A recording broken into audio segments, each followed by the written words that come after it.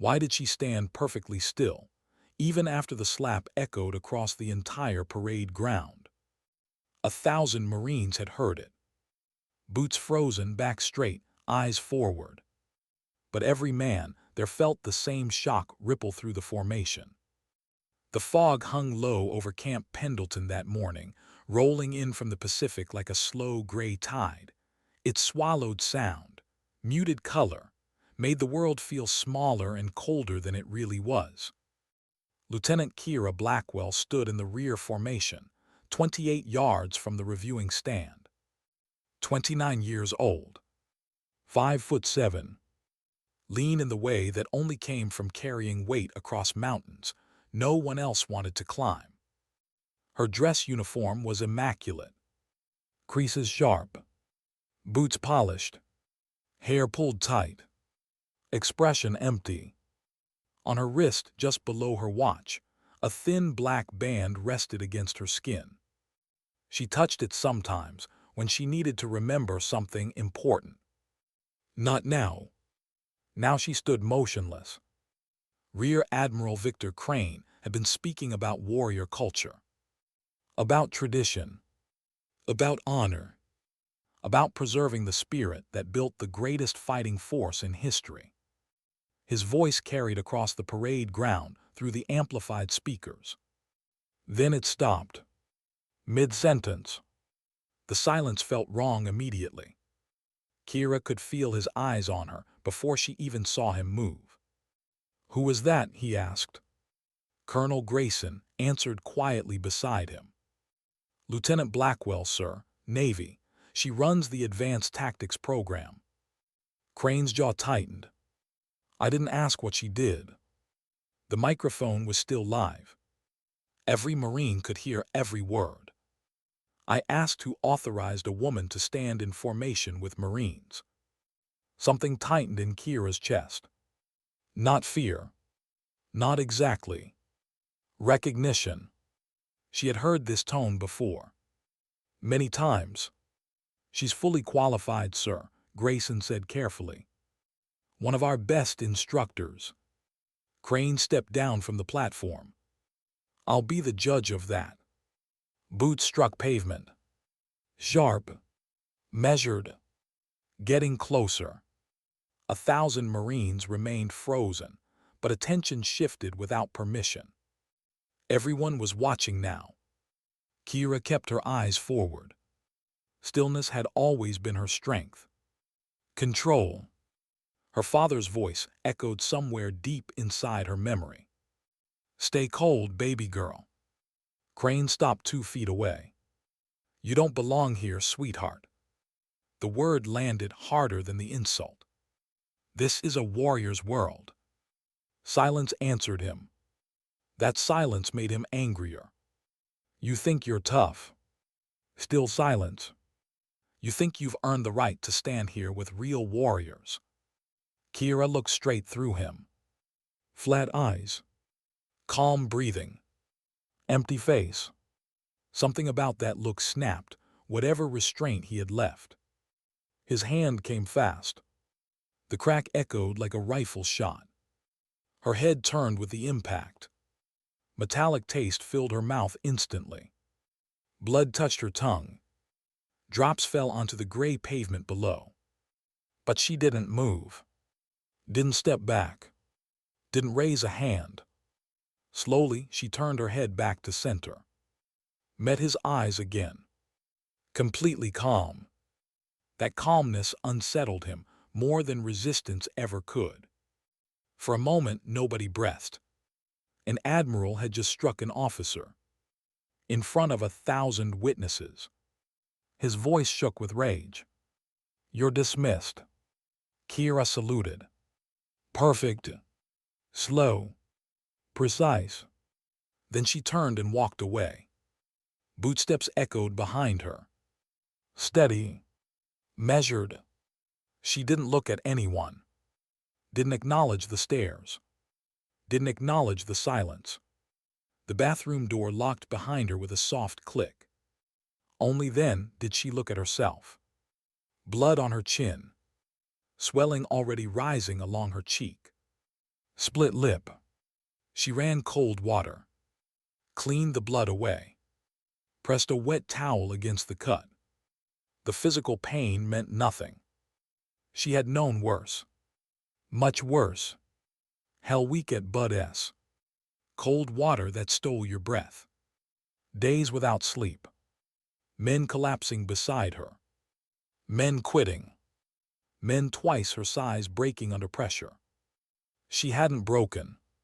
She remembered the helicopter crash in Afghanistan. The burning smell of fuel. The sound of rounds cracking overhead. Cole Brennan bleeding in her arms. She had carried him 200 meters through enemy fire. He died anyway. A split lip was nothing. What frightened her wasn't the pain. It was the anger. It surged under her ribs like heat. Every instinct told her to go back. Put Victor Crane on the ground. End it. 6 years of discipline held her still. She closed her eyes. 3 slow breaths. In. Out. In. Out. The anger drained away. Her father's voice came back, steady and familiar. In Kafji, I watched men die because they got angry. Stay cold. Always. Her fingers touched the black band on her wrist. Underneath lay a small tattoo. Wraith's Blood. 1962-1021. Garrett Blackwell. Force Recon Marine. Her father. The man who raised her alone in the Wyoming mountains after her mother died. The man who taught her to shoot before she was tall enough to see over a table. The man who believed control mattered more than strength.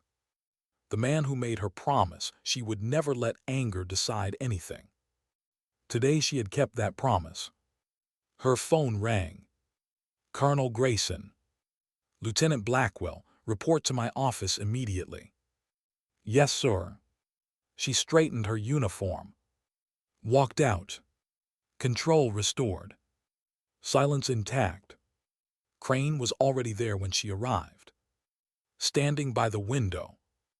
Arms crossed. Face red. Grayson looked exhausted. Lieutenant, sit down. I'm fine here, sir. Grayson sighed. Rear Admiral Crane has filed a formal complaint. Kira said nothing. Insubordination, conduct unbecoming. Crane turned. She disrespected me in front of 1,000 Marines. Grayson's voice hardened. You struck her. I corrected an officer. That's assault under the UCMJ. Crane ignored him. If she thinks she's qualified to train Marines, then test her. Silence filled the room. Grayson frowned. What kind of test? Advanced combat assessment. 3 words. Heavy ones. 3 full days, Crane continued. Same evaluation used for force recon candidates. Most candidates failed. Many quit. Some collapsed. Grayson turned to Kira. You don't have to agree to this. She knew that. Crane smiled thinly. If she completes it, I drop the complaint. And if she quits, she's gone. Silence stretched. Kira looked at Crane. Then at Grayson. Then back at Crane. 3 days. Full mission profile. And you drop the complaint. Yes. Grayson shook his head. I'm ordering you not to do this. Kira spoke quietly. With respect, sir, I'll do it. Crane smiled. Report at 500. She saluted. Walked out. Only in the hallway did she lean against the wall. Her hands trembled slightly. Not fear. Adrenaline. Effort. Staying calm had a cost. She understood something then. This wasn't a test. It was meant to break her. To humiliate her. To prove she didn't belong. What Crane didn't know. What none of them knew. was that she had already survived worse. Much worse. And there was something she still hadn't told them. Not yet. Something buried deep in a classified personnel file. Something that explained why she never panicked. Why she never raised her voice. Why she stayed cold when others lost control. By sunrise, Rear Admiral Crane would begin to understand exactly who he had struck, and why that mistake would follow him for the rest of his life. Why did the training cadre fall silent the moment she stepped onto the course? No one had told them anything. No briefing. No warning. Just a single name on the roster, Lieutenant Kira Blackwell. 500 came cold and colorless. A pale strip of dawn stretched across the horizon while floodlights still burned over the training grounds. The air smelled of damp earth and metal. Somewhere in the distance, rotor blades thumped slowly, like a restless heartbeat. Kira walked alone toward the assessment area. 40 pounds of gear rode across her shoulders.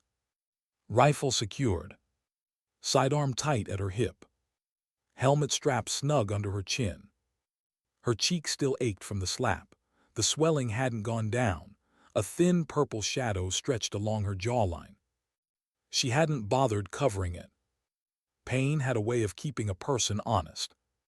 The training compound spread out ahead of her, obstacle towers, climbing rigs, firing lanes, a long stretch of uneven ground cut with trenches and barriers. Beyond that waited the hills, dry brush, steep ridges, the real work. Staff Sergeant Morales stood near the start point with a clipboard. He was a thick-built recon Marine with gray at his temples and eyes that missed nothing. He looked up as she approached. Recognition flickered. Then surprise. Then something like disbelief. "You Blackwell?" "Yes, Staff Sergeant." He studied her face. Noticed the bruise. His jaw tightened slightly.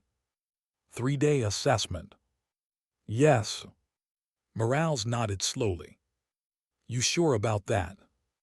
"Yes." He marked something on the clipboard. "You understand most recon candidates don't finish." "Yes." He leaned closer. "You understand some get pulled out unconscious." "Yes." A pause. "You understand this isn't designed for success." Kira met his eyes calmly. "Yes." Morales exhaled quietly. Something about her steadiness made him uneasy. "You got medical clearance." She handed him the form. He read it. Raised an eyebrow. Resting heart rate 42. "Yes." "You a runner?" "No." He looked at her again. Longer this time. Then handed the paper back. "Start line." She moved into position. 6 other candidates stood there already. All Marines. All bigger than her. All watching. Whispers moved quietly between them. "That's her. The Admiral's problem. Heard he dropped her. Won't last a day." She ignored them. Checked her straps. Adjusted her gloves. Waited. Morales raised his voice. First phase timed movement course, 12 miles full load. Groans came from the line. Elevation change 1,400 feet. More groans. Time standard 2 hours 15. Silence now. Hard standard. Morales looked down the line. Then paused at Kira. "Fall out if you can't maintain pace." She nodded once. The whistle blew. They surged forward together. Boots pounding dirt. Breathing hard. Gear rattling. The pack settled into her shoulders like an old memory. Heavy. Familiar. The first mile climbed steadily upward along a narrow trail. Loose stones rolled underfoot. The early leaders pushed hard, trying to establish position. Kira stayed behind them. Steady pace. Even breathing. Her father's voice again. Never race the first mile. The group stretched out by mile 3. One Marine dropped back, cursing quietly. Another slowed. Kira moved past him without a word. Her breathing remained calm. Controlled. The world narrowed into rhythm. Step. Breath. Step. Breath. Pain came slowly, then settled in. A dull burn through her thighs. Pressure in her calves. Sweat soaking into her uniform. Normal. Expected. Welcome. At mile 6, the trail steepened sharply. One Marine stopped completely. Hands on knees. Gasping. Another stumbled and nearly fell. Kira passed both of them. Still steady. Still controlled. Morales watched through binoculars from a ridge above. He frowned. Checked his watch. Checked again. Something wasn't right. Nobody held this pace halfway through. Especially not under load. By mile 9, only 2 candidates remained ahead of her. Both breathing hard now. One glanced back. Saw her. His expression changed. Confusion. Then concern. She didn't look tired. That unsettled him. He pushed harder. Too hard. By mile 10 he slowed suddenly. Cramping. Kira passed him silently. Only one candidate remained ahead. Big Marine. Broad shoulders. Heavy stride. He kept looking back. Trying to judge distance. Trying to understand how she was still coming. The final mile climbed steep and brutal. Loose gravel. Sharp turns. No shade. The Marine faltered halfway up. Hands on thighs. Fighting for air. Kira moved past him. Still steady. Still controlled. No expression. At the finish line, Morales checked his watch. Then stared. Then checked again. She crossed at 1 hour 58. 17 minutes under standard. He lowered the stopwatch slowly. Something cold moved through his chest. Candidates arrived behind her. One collapsed. Another vomited. Another simply sat down in the dirt. Kira remained standing. Breathing steady. Heart slowing fast. Morales walked toward her. How long you been doing endurance work? Years. What kind? Operational. He frowned. What does that mean? She said nothing. He studied her again. Noticed something else. Her hands weren't shaking. Her shoulders weren't sagging. Her eyes were clear. Like she had just started. Not finished. He wrote the time down slowly. Hydrate. Yes, Staff Sergeant. She drank carefully. Measured. Controlled. The next phase began immediately. Obstacle tower. 40-foot climb. Rope descent. Wall transitions. Weighted carry. Candidates struggled. Hands slipping. Boots missing holds. Curses filled the air. Kira moved efficiently. No wasted motion. No hesitation. Grip precise. Steps exact. Like she'd done it 100 times. Morales watched. Uneasy now. One instructor walked over quietly. Where'd she come from? Morales shook his head. Don't know. You seeing this? Yeah. She recon. No. Then what? Morales didn't answer. Because he didn't know. And that bothered him. Hours passed. Movement drills. Weapons handling. Navigation problems. Decision tests. Candidates faded. Mistakes multiplied. Focus broke. But Kira remained steady. The same calm pace. The same quiet control. By late afternoon, only 3 candidates remained active. The others had been pulled or quit. Kira was still moving like morning. Morales checked her vitals. Pulse low. Breathing normal. Eyes clear. He looked at her wrist while wrapping the cuff. Noticed the tattoo. Wraith's blood. He frowned. That Marine unit. No. What is it? She looked at the letters quietly. Family. He nodded slowly. Finished the check. As she stood, one of the instructors leaned toward Morales. Rear Admiral Crane is coming tomorrow. Morales looked back at Kira. Still calm. Still silent. Still moving like this was nothing. Something told him the Admiral wasn't going to like what he saw. And something else told him. This woman wasn't just an instructor. Wasn't just Navy. Wasn't just qualified. There was something deeper here. Something dangerous in the quiet way she moved. That night, the candidates were given 4 hours to rest. Kira sat alone on her bunk. Boots off. Back against the wall. Eyes closed. Not sleeping. Remembering. Cold water. Night jumps. Silent approaches. Targets that never saw her coming. Orders she never spoke about. Operations that officially never happened. The kind of missions that built ghosts instead of careers. Her fingers touched the black band again. Tomorrow would be harder. She knew it. Crane would be watching. Looking for weakness. Looking for failure. Looking for proof. But there was still one thing he didn't know. One line in her record, still buried under layers of clearance. One truth that explained everything.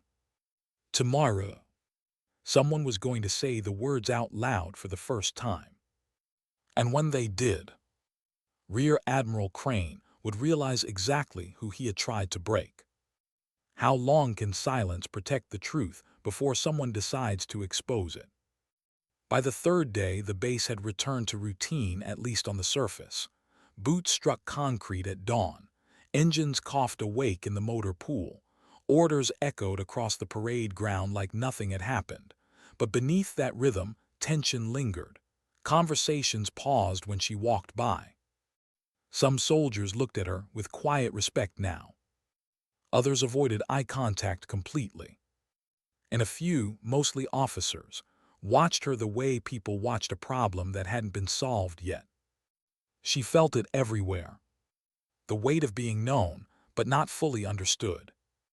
The morning air was cool as she sat alone near the maintenance hangar steps, a paper cup of bitter coffee warming her hands. The metal beneath her felt cold even through the fabric of her uniform. She hadn't slept much. Sleep brought the same memory. The Admiral's hand. The sharp sound echoing across the field.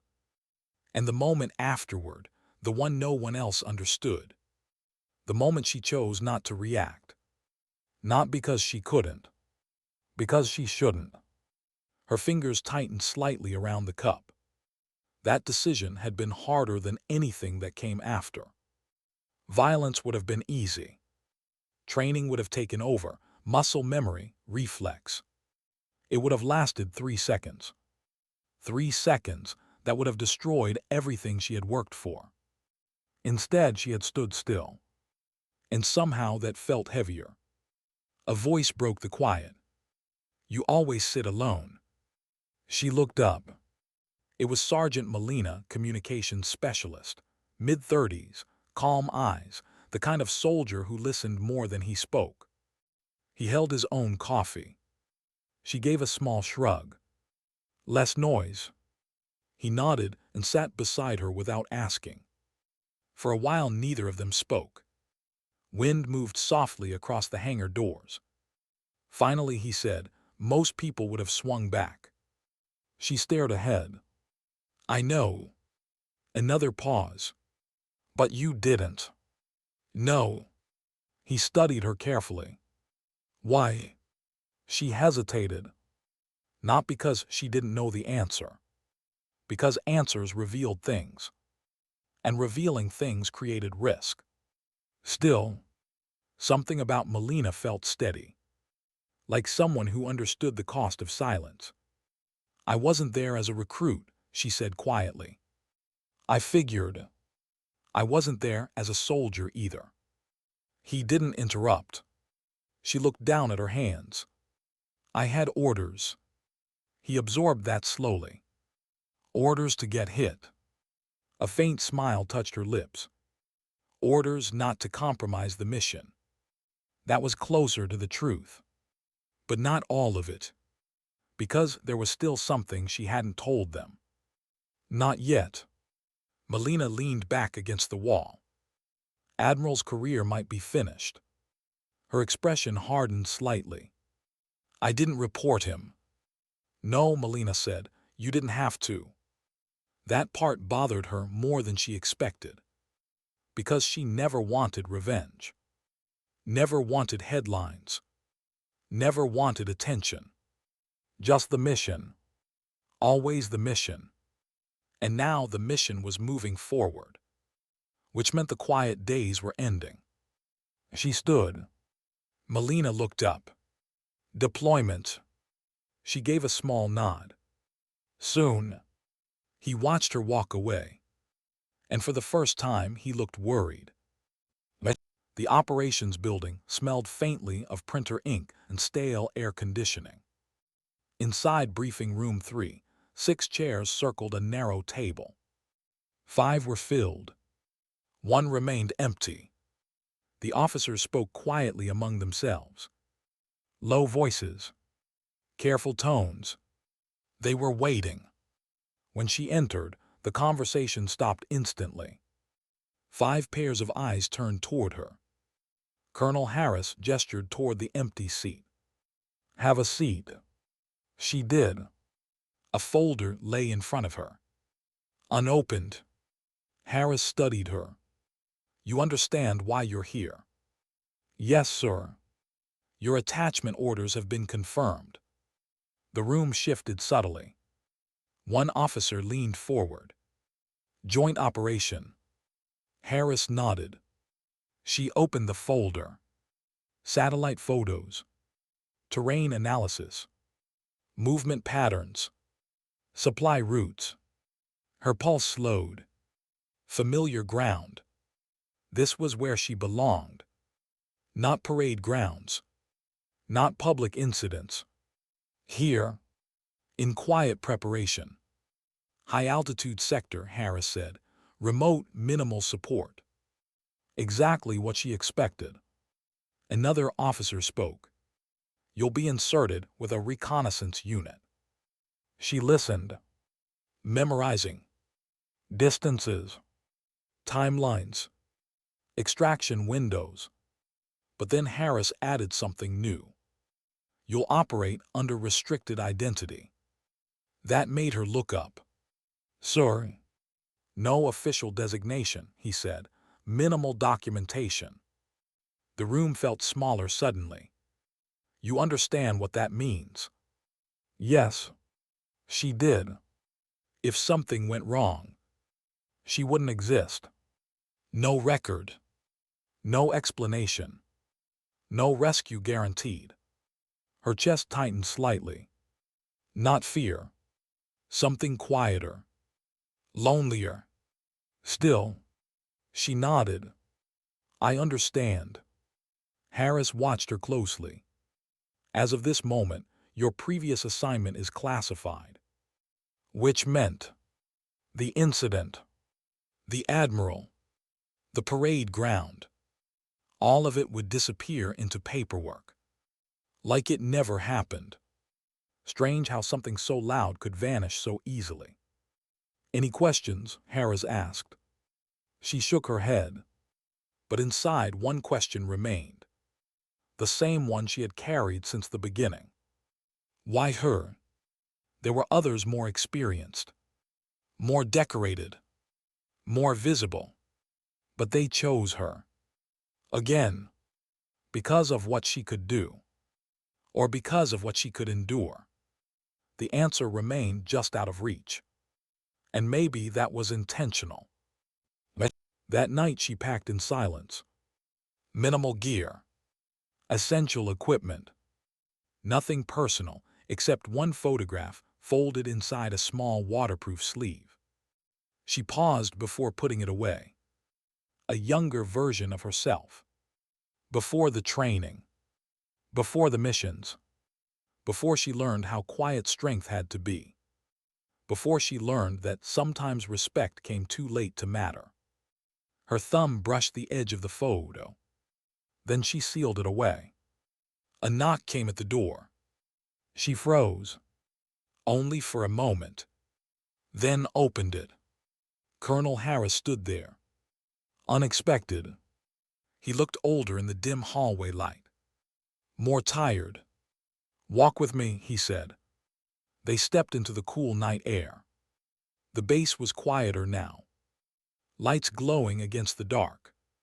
For a while he said nothing. Then finally, "I owe you an apology." She stopped walking. "Sorry."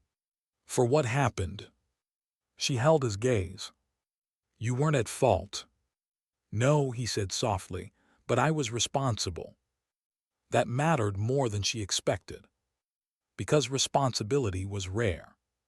Silence was easier. "I should have stopped it sooner."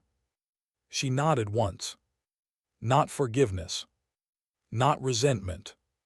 Just acknowledgement. After a moment, he continued. "You showed restraint most soldiers never achieve." She said nothing. Because restraint didn't feel heroic. It felt heavy. It felt unfinished. Harris looked toward the distant flight line. "You reminded a lot of people what discipline really looks like." A long pause followed. Then he said quietly, "Just come back." 3 simple words, but heavier than any order. Because missions ended. Careers changed. But coming back, that was never guaranteed. She nodded once. "I will." But promises like that were fragile. Both of them knew it. They walked back in silence. At the barracks door he stopped. "Transport leaves at 500. "Yes, sir." He turned away. She watched him go. And for the first time since the parade ground, she allowed herself to feel something close to uncertainty. Not about the mission. About what came after. Because something about this deployment felt different. Like a line she couldn't uncross. And deep down, she suspected this mission was the real reason she had been sent here in the first place. The Admiral. The incident. The silence afterward. It might not have been coincidence at all. But if that was true, then someone had been watching her long before that day. And she still didn't know who.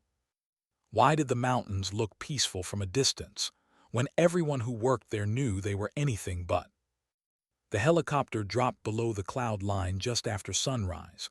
The world turned white and gray beneath them. Endless ridges, frozen valleys, wind dragging thin sheets of snow across the rock like drifting smoke. From above it looked silent, untouched, almost gentle. But she knew better. High-altitude terrain didn't forgive mistakes, it erased them. The aircraft vibrated steadily beneath her boots. The cold seeped in through the metal frame despite the insulated gear wrapped tight around her body. Her breath stayed slow and measured behind the oxygen mask. Across from her, the reconnaissance team sat in silence. 4 men. Experienced. Quiet. Watching her. They had been briefed. They knew she wasn't ordinary attachment personnel. But they didn't know what she really was. Not officially. Sergeant Walker finally broke the silence. "You done mountain work before." His tone was neutral. Professional curiosity. She nodded once. Yes. How high? Higher than this. A faint smirk touched his mouth. He believed her. Still, belief wasn't trust. Not yet. Trust came later, if they survived long enough. The helicopter banked sharply. The pilot's voice crackled through the headset. 2 minutes. The team shifted into motion immediately. Gloves tightened. Harnesses checked. Weapons secured. She ran through her own checks without thinking. Every motion quiet. Efficient. Automatic. The routine steadied her. It always did. Because routines were predictable. Missions weren't. The aircraft touched down on a narrow plateau carved between two ridgelines. Snow whipped sideways the moment the doors opened, stinging exposed skin like fine needles. The cold hit instantly. Sharp. Unforgiving. They moved fast, unloading gear before the helicopter lifted again into the gray sky. Then it was gone. Just like that. Silence returned. Heavy and complete. Walker scanned the ridges. Perimeter first. They spread out, establishing security. She moved to the highest rock formation overlooking the valley below. The climb was steep, but her movement stayed controlled and precise. No wasted effort. No hesitation. From the top, the terrain opened wide beneath her. Narrow passes. Wind-scoured slopes. Frozen stream beds twisting between rock formations. Routes. Choke points. Observation positions. Her mind mapped them automatically. Years of training, translating landscape into possibility. And danger. She settled into position and lifted the optics slowly. The world sharpened into focus. Nothing moved. At least not yet. But movement wasn't the real threat. Patterns were. And something about this valley felt wrong. Too quiet. Too still. As if something had passed through recently and left the land unsettled behind it. She lowered the scope. Walker climbed up beside her. You see anything? She hesitated. Just long enough to matter. Not yet. He nodded, scanning the horizon. Command says increased activity. They're right. He looked at her. You see signs. She pointed toward a distant slope. Subtle indentations broke the smooth snow surface. Hard to notice unless you knew what to look for. Travel lines. Days old. Maybe less. Walker exhaled slowly. Damn. He studied her again. You miss things on purpose or just saving surprises. A faint flicker of a smile touched her face. Depends who I'm working with. That earned a quiet chuckle. Trust, just a little, had begun forming. But trust never erased distance completely. Not in this kind of work. By nightfall, the temperature dropped even further. The wind eased slightly, but the cold deepened, pressing inward until even insulated gear struggled to hold it back. They worked without unnecessary talk. Observation posts established. Communication checks completed. Fallback routes planned. Everything deliberate. Everything quiet. She took first watch. Alone on the ridge. Darkness stretched across the mountains like an ocean. The stars burned bright overhead, sharp and distant. The kind of sky you only saw far from cities. Far from noise. Far from ordinary life. Her breath moved slowly in the cold air. In. Out. Controlled. Steady. But inside, thoughts moved faster. The Admiral. The base. The incident that now officially didn't exist. It felt distant already. Like another life. Another version of herself. Yet the memory lingered. Not the impact, the restraint. That moment still stayed with her, because she understood now what it had cost, and what it had proven. Someone had been watching, evaluating, waiting. This mission confirmed it. She hadn't been sent here by accident. She just didn't know who had made the decision. Or why. A faint sound interrupted her thoughts. Soft, barely audible. Snow shifting somewhere down the slope. Her body reacted instantly. Stillness. Focus. Listening. Seconds passed. Then she saw it. Movement. Far below. Two figures crossing a narrow path between rocks. Slow. Careful. Not patrol behavior. Transit. She raised the optics. Cold metal pressed against her gloves. The figures came into focus. Heavy packs. Layered clothing. Weapons slung low. Not local shepherds. Not lost travelers. Walker's voice whispered over comms. Anything. She kept watching. Two personnel, South Ridge Path. A pause. Armed. Yes. Another pause. Range. She calculated quickly. 800 meters. Silence filled the channel. Finally Walker said, Orders. She hesitated. Because technically, command authority wasn't hers. Not officially. But experience mattered here. Timing mattered more. Observe only, she said. Walker answered immediately. Copy. No challenge. No hesitation. Trust again. Stronger this time. The figures disappeared into the rock shadows minutes later. Gone. But the message was clear. Activity confirmed. The valley wasn't empty. Not even close. She lowered the optics slowly and felt something settle inside her. Purpose. Clarity. This was where she belonged.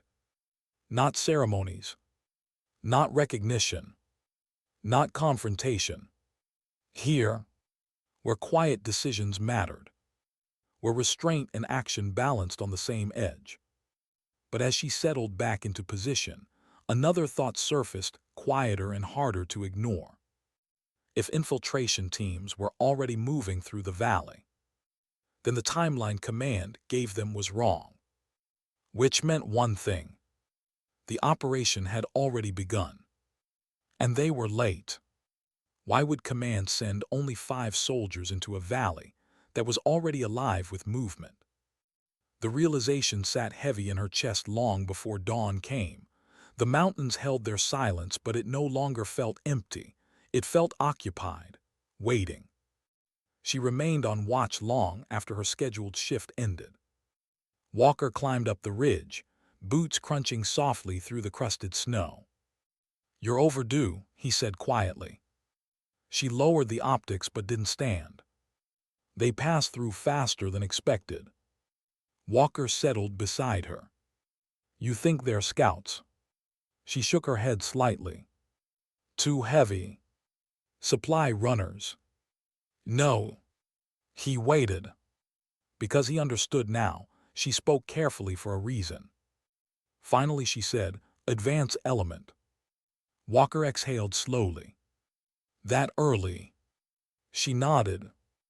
Which means the main group is already moving. Silence stretched between them. Cold air moved across the ridge in long, steady breaths. Walker rubbed a gloved hand across his jaw. Command said we had 72 hours before movement. They were wrong. Or they hadn't told the truth. She didn't say that part out loud. Walker studied her. You sure? Yes. No hesitation. He trusted certainty. And she gave it without drama. Because doubt got people killed faster than bullets. Walker keyed his radio. "We need updated intel." Static answered first. Then the operator's voice came through, thin and distant. "Stand by." Minutes passed. Too many minutes. Finally, command confirms no change in timeline. Walker looked at her. She didn't react outwardly, but something inside tightened. No change. Impossible. Either command was blind, or command already knew. Walker muttered under his breath. "Doesn't make sense." No, it didn't. But missions rarely did, at least not from the ground. She kept watching the valley. Patterns mattered more than reports. And the patterns told a different story. Drags, disturbances, shifting snow, movement hidden beneath distance and weather. Not large numbers. Not yet. But enough. Enough to matter. Enough to grow. Walker followed her gaze. "You think we're early warning?" She considered the question. It sounded reasonable. Logical. But something deeper felt wrong. "No," she said quietly. Walker frowned. "Then what?" The answer came slowly. Not from briefing folders. Not from satellite images. From instinct. Confirmation. Walker looked at her. Confirmation of what?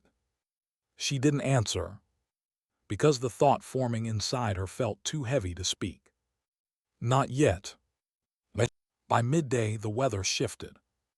Cloud cover thickened, turning the world dim and flat. Visibility shortened across the ridgelines, shadows blending into one continuous gray.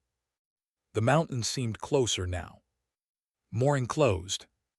Like walls instead of distance. They moved to secondary observation points, careful and deliberate. No unnecessary exposure, no careless noise. Each step calculated. Snow compacted beneath boots in slow rhythm. She moved near the rear of the formation. Not because she needed protection. Because she could see everyone from there. Walker ahead. Dunn moving left. Kessler scanning the ridges. Ramirez carrying comms equipment carefully against his chest. Good soldiers. Steady. Focused. And completely unaware of what might be coming. That weight stayed with her. Responsibility without permission. Authority without rank. She had lived in that space for years. Sometimes leadership meant acting before orders arrived.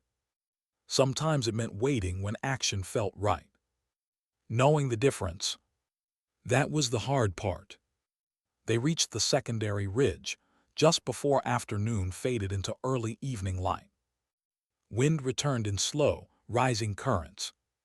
Snow began drifting again. Visibility dropped further. Walker crouched beside a rock outcrop. "This position gives us north access." She nodded, but her attention moved elsewhere. Something caught her eye. A slope beyond the ridge. Subtle, almost invisible. She moved closer. Crouched. Studied the surface carefully. Compressed snow. Multiple passes. Recent. Very recent. Walker joined her. "You see something?" She pointed. His eyes narrowed. "How fresh?" "Hours." Walker went still. "Damn." The word came out quiet and tight. Because hours meant proximity. Proximity meant risk. Walker keyed the radio again. Possible movement within 2 kilometers. Static. Then the operator again. Command requests visual confirmation. Walker looked at her. She nodded once. Yes. No hesitation. If confirmation was what they wanted, they would get it. Walker spoke into the radio. "Moving to confirm." He clipped the handset back into place, then looked at her. You laid. Not an order. Recognition. She moved first. Slow. Measured. Descending the ridge along the narrowest route. Snow shifted beneath each step. Wind masked small sounds. Perfect conditions for concealment. Also perfect conditions for ambush. The thought stayed calm in her mind. Not fear. Preparation. They reached a shallow depression between rock formations. The tracks became clearer. Deeper. Heavier loads. Multiple passes. Walker counted quietly. 6, maybe 8. She shook her head. More. He looked again. Understanding slowly settling in. Rotating teams. Yes. Which meant organization. Which meant structure. Which meant command. This wasn't random movement. This was planning. Walker exhaled slowly. Jesus. Her eyes lifted toward the ridge ahead. Something waited there. She felt it before she saw it. A shift in stillness. A tension in the air. The kind you only noticed after enough missions. She raised a closed fist. The team froze instantly. No questions. No hesitation. Seconds passed. Wind moved softly across the rocks. Then, movement. A figure rose slowly behind a ridge line, less than 200 meters away. Then another. And another. Not 2. Not 8. More. Far more. She counted automatically. 12 visible. Which meant at least double unseen. Walker whispered. That's a full element. She kept watching. Measuring. Calculating. Distances. Angles. Escape routes. Too many variables. Too little time. Walker's voice barely carried. Orders. Her mind moved fast. Engagement impossible. Observation complete. Mission accomplished. But survival. Still uncertain. Fall back, she said quietly. No hesitation. They began moving. Slow at first. Controlled. Careful. But halfway up the ridge, a sound split the air behind them. Sharp. Distinct. Not wind. Not movement. A radio transmission. Foreign language. Urgent tone. Walker whispered. They saw something. Yes. They had. Maybe not clearly. Maybe not fully. But enough. Enough to begin searching. She increased pace slightly. Still controlled. Still quiet. But urgency pressed in now. The ridge felt steeper on the return climb. Snow looser. Breath heavier. Walker stayed close. How far to extraction fallback? 4 kilometers. Too far if pursuit started quickly. The ridge crest came into view. Almost there. Almost safe. Then the first distant shout echoed across the valley. Not close. But not far enough. Walker muttered. Damn it. She didn't respond. Because thinking ahead mattered more than reacting behind. They reached the crest. Moved fast across the slope toward their original position. Wind strengthened again, snow lifting into thin spirals around their legs. Visibility shrinking. Good for concealment. Bad for coordination. Ramirez stumbled briefly but recovered. No one spoke. Energy focused forward. Survival reduced to motion. They reached the first observation ridge just as light began fading toward evening. Walker checked behind them. You think they're following? She scanned the distant slope. Nothing visible. But absence didn't mean safety. Assume yes. Walker nodded. Command needs to know. Yes. Command needed to know many things. But one truth stood above the rest now.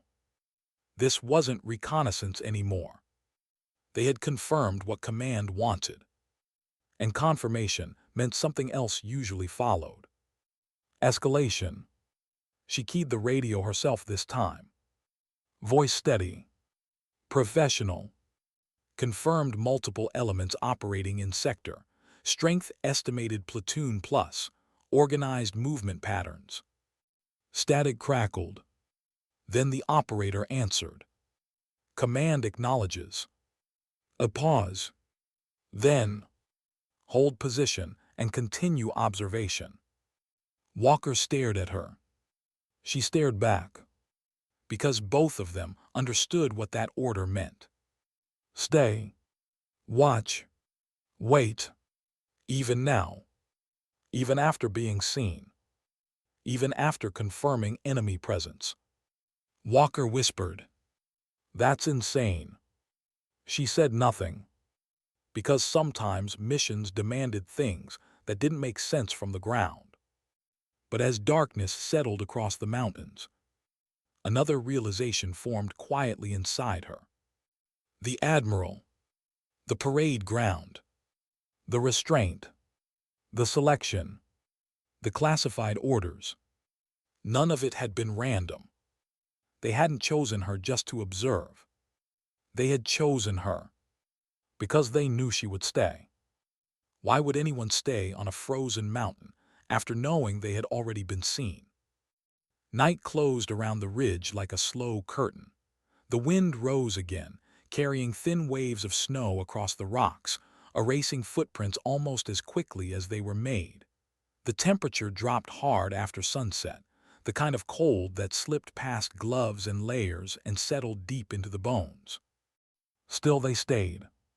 Orders were orders. Walker crouched beside the radio unit, adjusting the antenna with stiff fingers.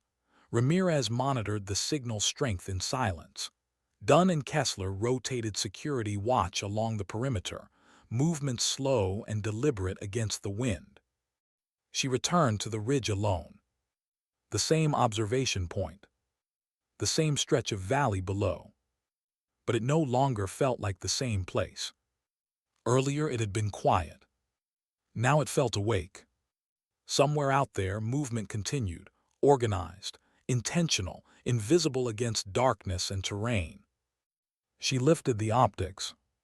Shapes shifted faintly across the valley floor. More than before. More than Command expected. Confirmation, she had called it. But now confirmation had weight. Because confirmation meant decisions would follow. Decisions made far away from this cold ridge. Decisions that might cost lives she could already see in her mind. Walker climbed up beside her again. You think they know exactly where we are? She kept watching. Not exactly. That helps. Some. He studied the valley. How many? 30 minimum. He exhaled slowly. That's not infiltration. No. It was. It was preparation. Walker shook his head. We're 5 people. She said nothing. Numbers mattered less than position. Less than awareness. Less than timing. But even timing had limits. Minutes passed. The wind strengthened. Snow thickened into a light storm, visibility shrinking, until ridgelines blurred into shadow. Walker finally spoke again. You ever feel like you're being tested? The question surprised her. Not because of the words. Because he understood. Yes. He nodded slowly. This feels like one. She lowered the optics. It is. Walker looked at her. You knew before we got here. Not a question. Recognition. She met his eyes. Yes. He studied her for a long moment. then nodded once. No anger, no accusation, just acceptance. Some soldiers resisted uncertainty. Others adapted to it. Walker adapted. You still think we should stay? She looked back toward the valley. Movement continued. Slow. Methodical. Yes. He gave a small, humorless smile. Good, because we're not leaving without you anyway. Something quiet moved inside her at those words. Not pride. Something warmer. Trust. Real trust. Hard-earned and fragile. The kind that formed only in places like this. Near midnight the storm thickened. Snow fell heavier now, driven sideways by rising wind. Even short distances vanished into white haze. Sound dulled under the growing blanket, leaving only the low whistle of air moving across stone. Visibility dropped to less than 50 meters. Walker rotated watch assignments carefully. 2 resting. 2 perimeter. 1 observation. She stayed on observation longer than required. Cold crept deeper into her muscles. But discomfort meant little compared to clarity. Because somewhere inside the storm, movement still continued. She sensed it more than saw it now. Patterns beneath the surface. Like currents beneath dark water. Then something changed. Not outside. Inside the radio. Ramirez's voice came quietly over comms. Signal incoming. Walker moved immediately. Command. Encrypted. That got her attention. She descended from the ridge quickly, but without rushing. Inside the shallow rock shelter, Ramirez adjusted the receiver. Walker listened through the headset first. His expression shifted. Then he handed it to her. It's for you. Not the unit. Not Walker. Sir. She took the headset slowly. This is Echo 7. Static crackled briefly. Then a calm voice answered. Unfamiliar. Controlled. This is command authority. Not standard phrasing. Not routine channels.